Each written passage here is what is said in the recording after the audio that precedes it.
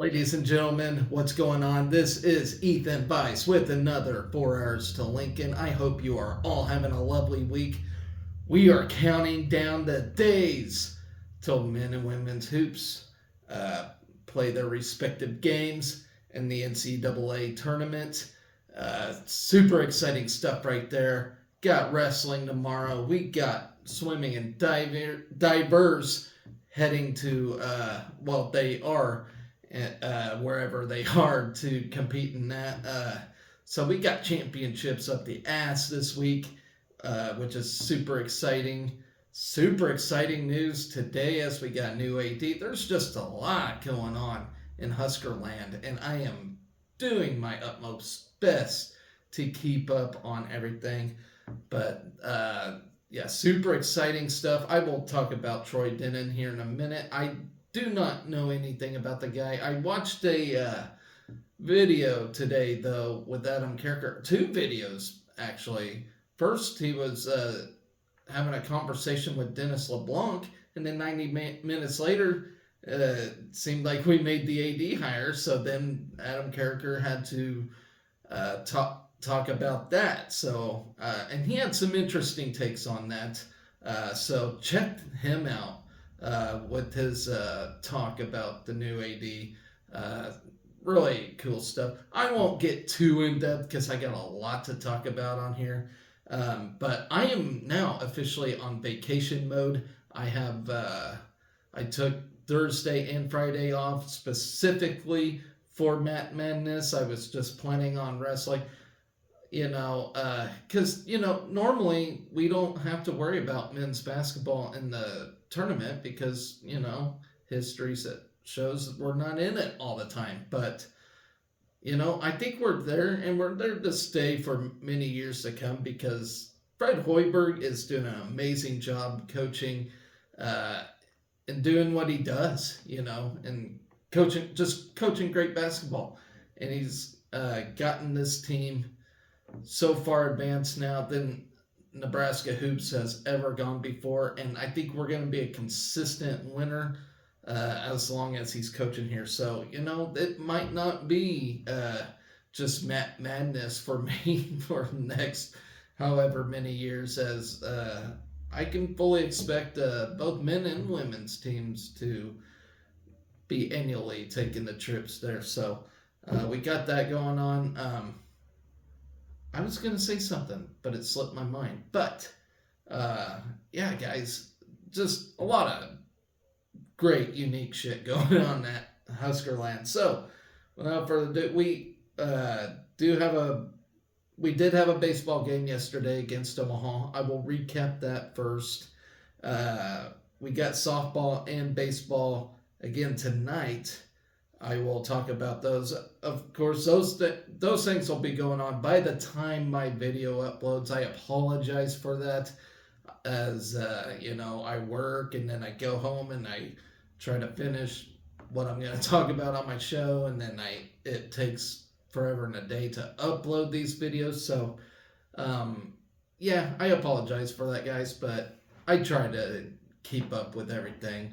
It's pretty difficult with the normal job. So, hey, if you want chances for me to keep being up to date on everything, maybe doing this for a living, smashing that subscribe button would certainly help. So, not a lot of followers on the show yet, or if ever, I don't know. But hey, hit that subscribe button. Help get this show out there.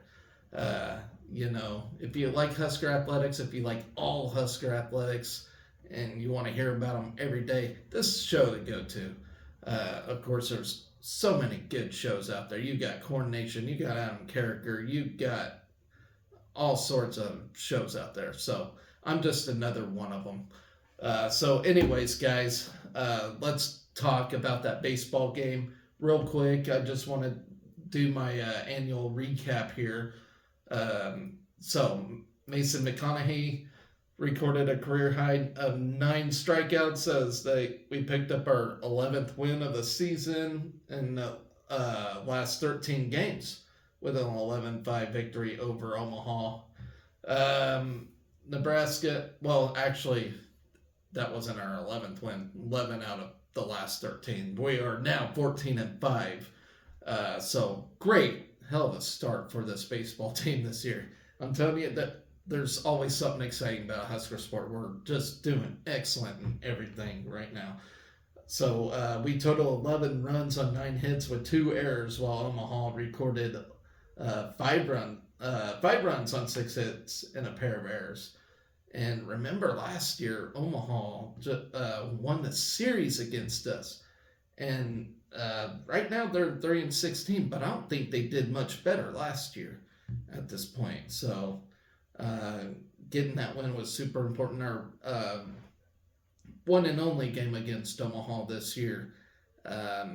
Last year I think we usually do play them in series. So I don't know why we ain't playing a full series this year, but never mind that.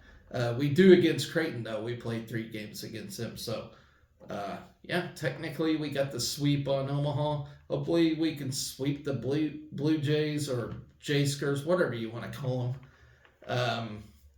So, in that regard, Will Walsh was 1 for 3 with a solo home run in the 5th inning, becoming the first Husker to homer in 3 straight games since Max Anderson in 2023. And I sure do miss Max. Okay, Josh Caron missed 2 for 5 with a double and 3 RBIs, while Cole Evans drove in a pair of runs. Riley Silva drew a trio of walks, with Joshua Overbeek and Rhett Stokes each tallying 3 runs scored. McConaughey tossed 5 scoreless innings in his first career start with the Huskers. The sophomore hasn't allowed a run across his last 5 outings, totaling 12 innings pitched with 21 punchouts to only 6 walks. Tucker Timmerman allowed 4 runs, all earned while before Evan Borst, Kyle Perry, and Casey Dice combined to retire 7 of the final 8 batters. The Huskers jumped out front with a 2-0 lead in the opening frame. Walks to Silva and Overbeek set up Evans's 2 RBI singles to give the Big Red the early advantage. Nebraska tacked on another run in the 2nd without recording a hit to build the lead to 3-0. Consecutive walks to Stokes and Dylan Carey and a wild pitch placed runners on 2nd and 3rd with 1 out, while a 2nd wild pitch in the inning brought home Stokes. McConaughey worked around a 1-out double in the 4th and picked up his 8th strikeout of the night to send the 3-0 game into the bottom of the 4th. He also worked out a bases loaded jam in the top of the 5th, while a pair of extra base hits extended the lead to 7 for the Huskers in the bottom of the 5th. Then Walsh homered for the 3rd consecutive game, drilling a 1-out 363-foot solo shot into the berm. And if you guys didn't watch the game, it was a beautiful smash on the ball. I don't think you could have had a better swing at that thing. So that was an amazing homer. It's always satisfying when somebody just gets a good slap on the ball like that. Stokes drew a 2-out walk on full count, while Carey lined an RBI double into the left center alley to plate Stokes and make it a 7-run game. Timmerman replaced McConaughey in the 6th and worked around a 1-out infield single to hang a scoreless frame in relief. Overbeek was hit by the pitch and stole 2nd to lead off the bottom of the 6th. Caron came through by driving in Overbeek on what would have been an RBI double down the left field line, but the ball ricocheted off the umpire at 3rd base, and Caron had to settle with an RBI single. The Mavericks trimmed the Big Reds' 8-run advantage in half, with 4 runs on 3 hits in the 7th inning. 2 singles and a walk loaded the bases with 2 outs for Omaha, while Grant Summers was plunked on the first pitch to plate the Mavericks' first run. So that was a bit of a scary moment for us, admittedly. Uh, Noah Grease cleared the bases with a 3 RBI double down the left field line to make it an 8-4 game through 7 innings. Um, Omaha scored its 5th run on the night after a wild pitch and errant throw at third base brought the Mavericks within 3. The Huskers answered immediately with 3 on 2 hits and a pair of Omaha errors to grow the Big Reds lead to 11-5 heading into the 9th inning. Karen tallied his 2nd and 3rd RBIs on the night with a double down the right field line and was driven in on England's single back to the pitcher. And that's ball game. So fantastic victory for the baseball team as we move to 14-5 and continue this amazing season that we are currently having. All right, I needed to get that out. Okay, so today we have softball taking on Omaha. Swimming and diving NCAA championships have started today. Our swimmers are currently not in today's activities. I believe they are tomorrow. I will have to keep tabs on that and let you find folks know at home. And tonight baseball takes on North Dakota State as well. Baseball's having a busy week. Bad sports in general is having a busy weekend or week. So, I feel like there's some news today. Oh yeah, we got a new AD.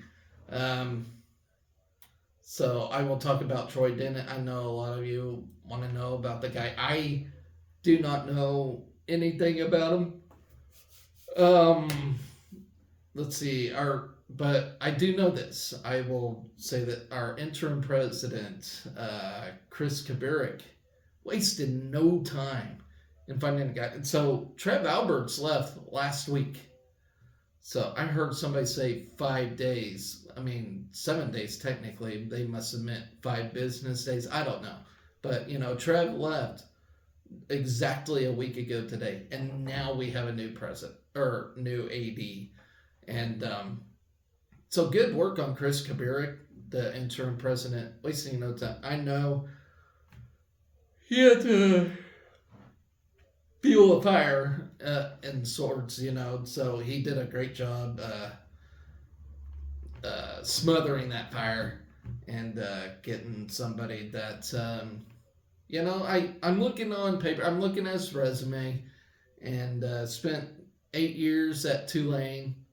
Did a great job there, athletics were on the up and up there, especially football, doing their thing, and they went to the Sugar Bowl and whatnot. I remember those years, Tulane doing good, and they're still currently doing great at football, and athletics in general. They're usually on top of the AAC when it comes to athletics, so they're doing a fine job there.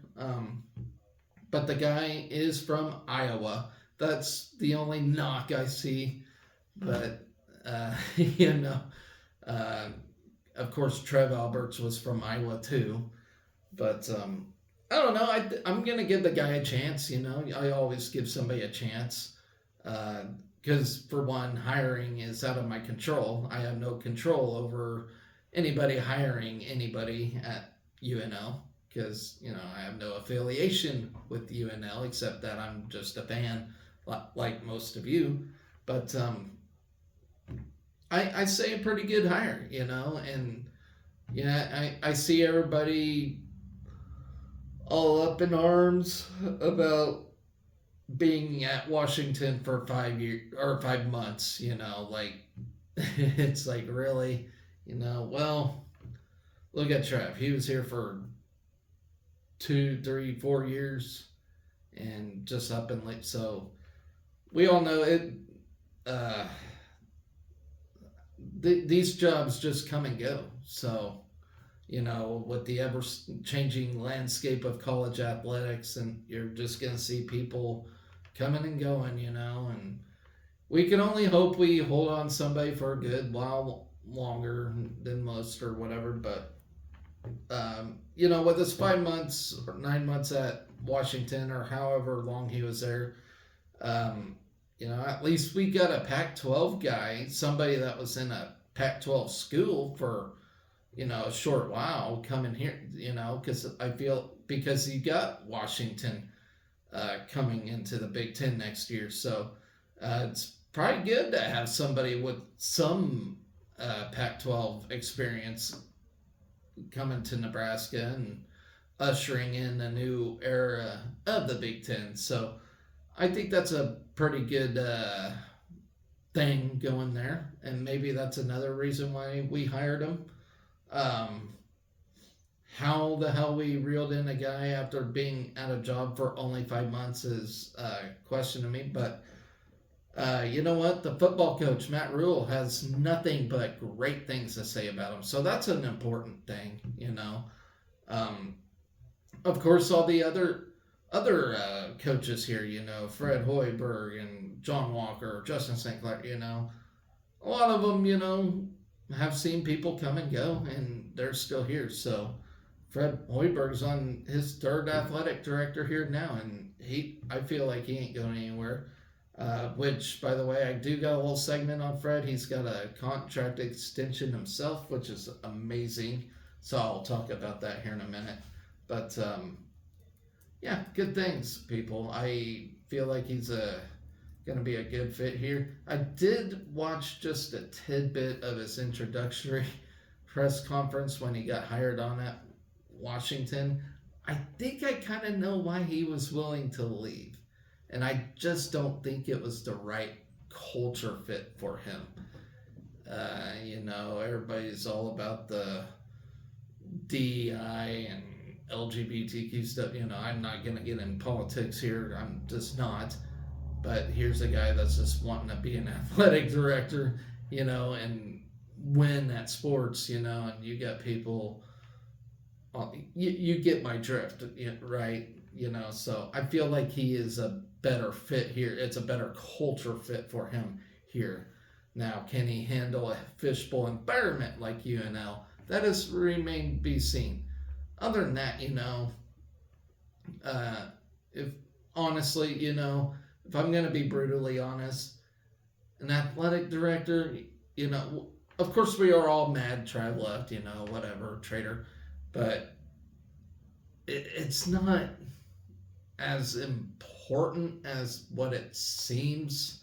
It's an important job, don't get me wrong. I'm not saying it ain't. There's a lot of fundraising that is involved with being an athletic director. I mean, you got to retain relationships with the coaches and all that, It's an important job, but it's not like as urgent, if that makes sense, as what it. So, the great hire for the university and its athletics program. So I'm comfortable with it. I'm at ease about it. Hopefully everybody else is as well. So I'm the one thing I'm surprised about is UNL did not get a president before an AD. That's usually uncommon. But that Chris Kaburik, heck, remove that interim tag on him. He seems like he's working. And I kind of like the guy. He's a pretty decent dude. So let's move on. Let's talk about Fred Hoiberg's contract extension. Well-deserved, obviously. Hopefully that just gives him a reason to stick around longer.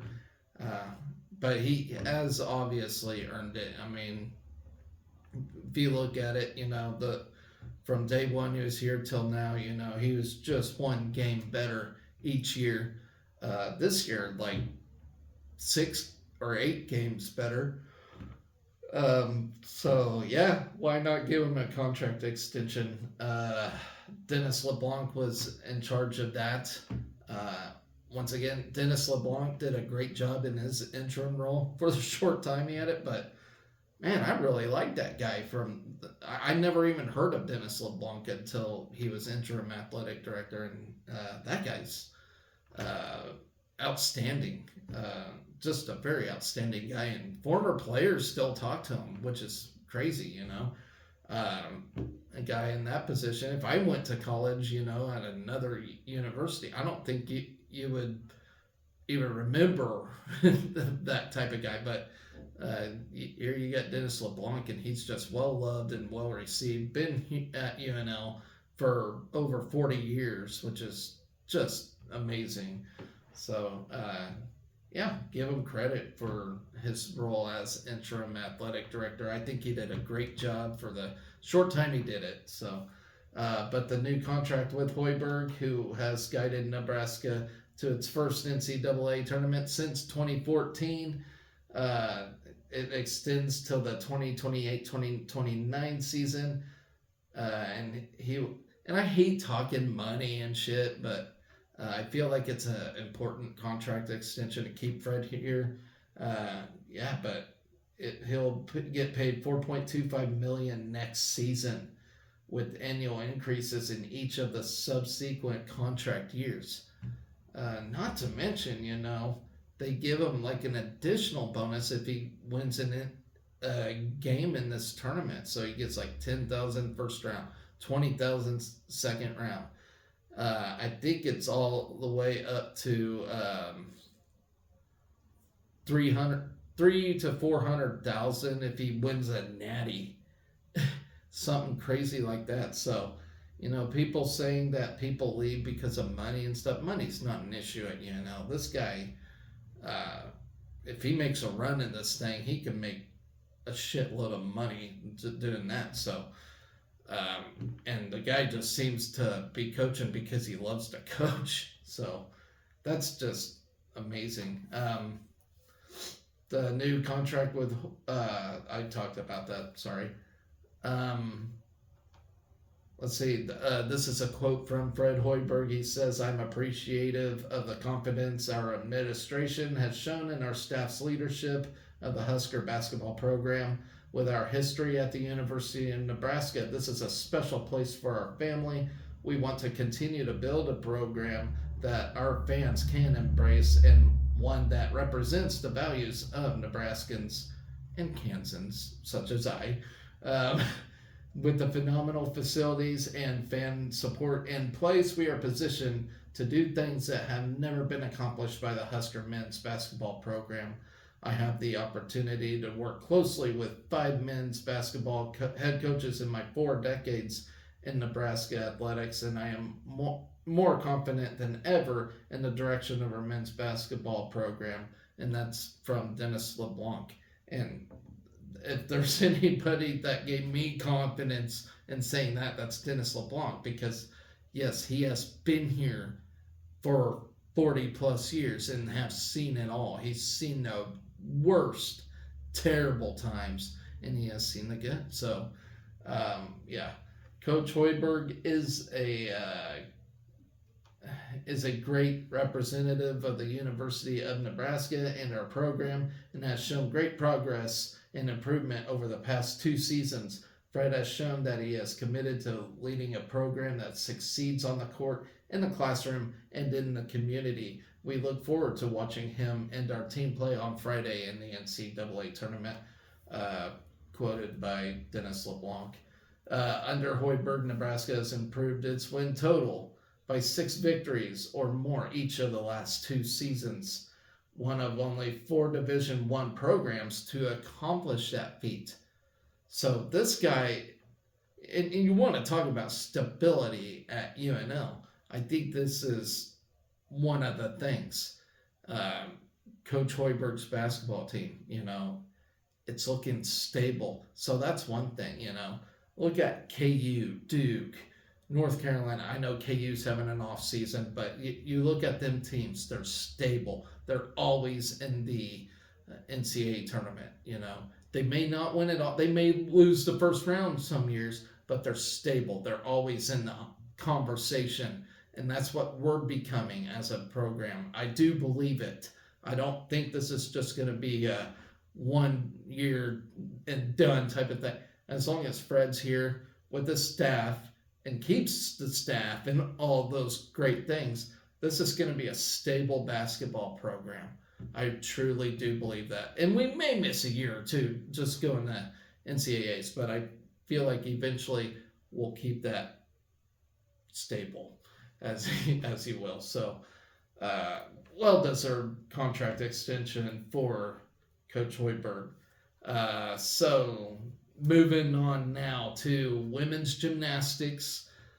Yesterday, I saw the news. Emma Spence is the co-Big Ten Gymnast of the Week. I was going to talk about that a little bit, but then the all Big Ten teams came out today, so I'm going to scratch that. Just note Emma Spence was the Big Ten Gymnast of the Week, but let's talk about these three Husker ladies, Husker lady gymnasts that are named in the All Big Tens. So Emma Spence, Sophia McClelland, and Kenzie Davis were given All Big Ten honors. The conference announced today Spence was named a member of the All Big Ten first team, while McClelland and Davis were named to the All Big Ten second team. This marks Davis's third All-Conference honor, as she was tabbed first-team All-Big Ten member in 2022 and a second-team All-Big Ten member in 2023. Spence and McClelland both notched their second honor. Spence earned first-team All-Conference honors, and McClelland garnered second-team All-Conference honors in 2023. So far this season, Spence, who is a Canada native, has earned her career highs on vault, floor, and in the all-around, along with posting season highs of 900 or above in every event. She was named a Big Ten Co-Gymnast of the Week on Tuesday, which I just talked about, for her standout performance against Arkansas, where she tied her career highs on the floor. And then the all-around, the junior has earned 13 event titles this season, 1 on vault, 4 on bars, 1 on beam, 2 on floor, and 5 in the all-around. Then moving on to McClelland, she is a senior from California, has been a mainstay in the Huskers lineup this season, competing in every meet but one and claiming 8 event titles along the way. 5 on beam, 2 on floor, and 1 in the all-around. She's earned career highs of 950 on beam and 9925 on floor. Then moving on to Davis, she has been named a Big Ten Co-Event Specialist in the week twice this season, both times after earning a career high of 9975 on bars. The senior from North Carolina has grabbed 3 event titles on bars this season and has competed in the event in every meet this season, along with competing on vault in 8 meets. Then 14 Huskers have also earned academic All Big Ten honors, and we always have a huge number of academic accolades at Nebraska because that's one of the things we do best. But you have Caitlin Barth, Clara Colombo, Martina Coman, Kenzie Davis, Emily Frost, Allie Gard, Genesis Gibson, Lauren Homicello, Katie Kuhneman, Sophia McClelland, Hallie Rourke, Emma Simpton, Emma Spence, and Annie Worley. So that's just incredible stuff right there. Nebraska will travel to East Lansing, Michigan to compete in the Big Ten Championships this Saturday. I will have a preview of that later on. The Huskers are one of 6 teams in Session 1 of the championships, which will start at 11 a.m. and will be streamed on the Big Ten Network. So good luck to the ladies in that. What a fantastic season they're having.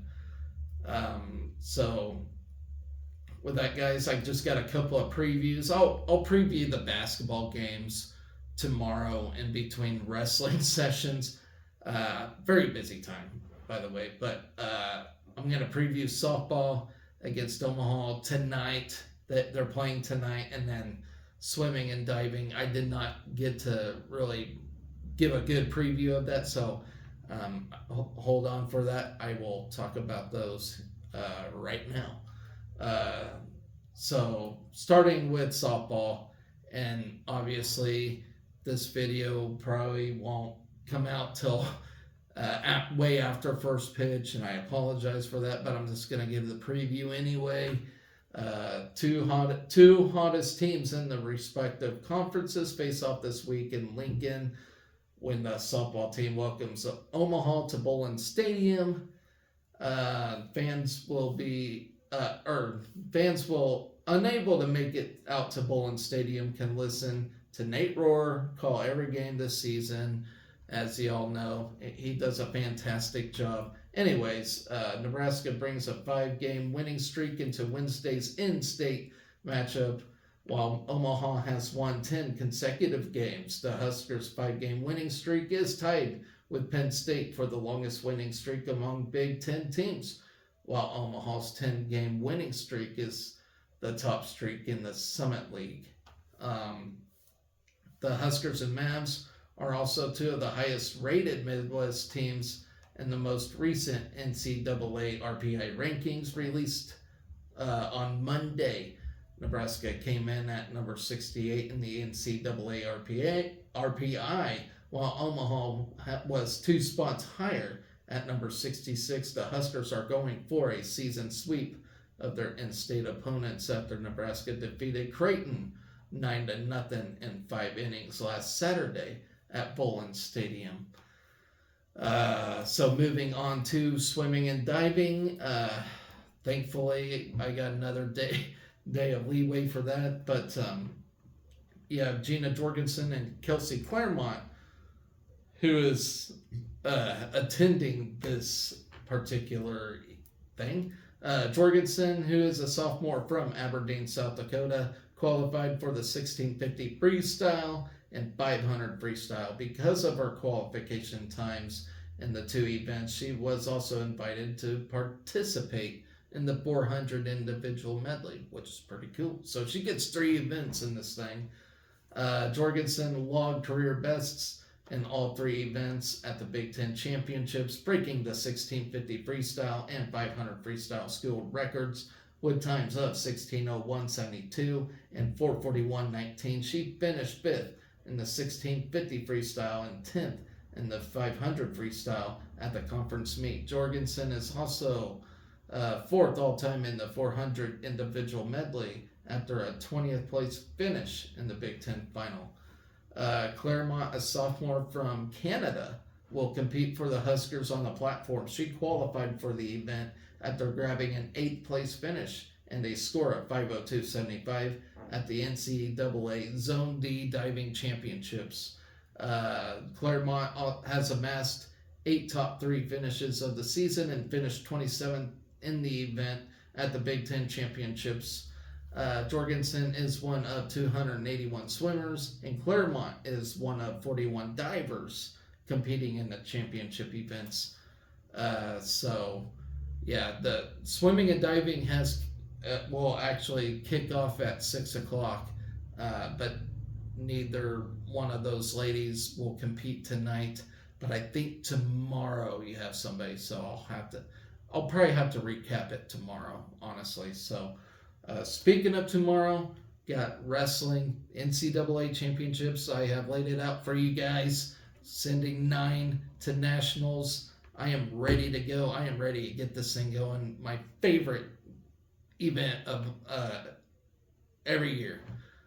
This is my jam, and I will be here session by session to break down everything that is going on in this thing. So I am working tirelessly on this thing. I have to lay out everything on my laptop and everything to talk about what's going on. So, man, I am ready. I'm fired up. Obviously, Ridge Lovett is going for that beloved prize. 2 years ago, he had to wrestle Yanni Diakomahalis for it, but Yanni Diakomahalis, let's be honest, he is a total beast and just made Ridge look silly. But I believe this year is the year for Ridge. I mean, anything can happen. We can get multiple champions. But if there's one I have utmost confidence about, that'll be Ridge Lovett. But not to mention, we can get a bunch of All-Americans in this thing too. Top 8 finishers do get All-American status. So, man, if you can get 9 of the 9 of our wrestlers in the top 8, that would be tremendous. But obviously, we want Ridge to win it all. We want guys wrestling to place, very well in this thing. And I think we're in good position here. It's in Kansas City, so it's really close to Lincoln. I don't really know any other team that's that close to Kansas City. I mean, none of the Kansas schools have wrestling. So who's I'm trying to think. Missouri, maybe? I'm not so certain how far. Is it Columbia or Columbus, Missouri?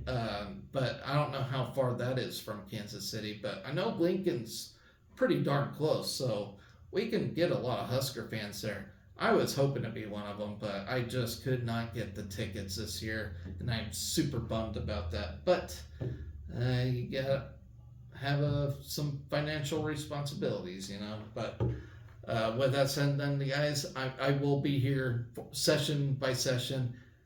I know I'm a lousy talker. I'm not very good at it, but if there's one thing I can talk about with passion, it's wrestling. So follow me along here as we go session by session on this thing. So it starts at 11 o'clock tomorrow.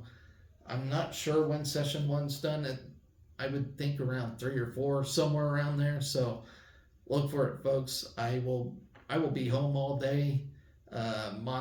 Monitoring that, and basketball games, of course. I gotta watch March Madness too, because I got a team to cheer for. So yeah, obviously Friday night's gonna be the one to watch, but so anyways, guys, that's my show for today. Like I said, stay tuned tomorrow for the session by session breakdown. 2 sessions tomorrow, so possibly 2 videos. So we'll see where we're at. But anyways, guys, yeah, that's it. So always remember to be excellent to each other. Go Big Red.